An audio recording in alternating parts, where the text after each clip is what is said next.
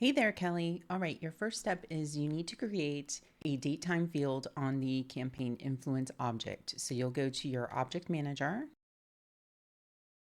you'll go to campaign influence, fields and relationships, click new. You're going to do a date time field, and then you'll name it campaign member first responded date. So that's your first step. That'll get you the field that you need that you saw us using for this new flow. Then the other thing that we ended up adding in was we came to this flow called opportunity contact role. Record is created, create, update, campaign influence. And you're going to come down here and you're going to assign campaign influence fields. And you're going to go to the VAR campaign influence record. And you're going to choose that field that you just created, campaign member first responded date. And that's going to equal, you're going to go here and do the loop.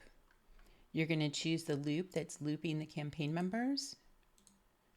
And you're going to choose the first responded date field here.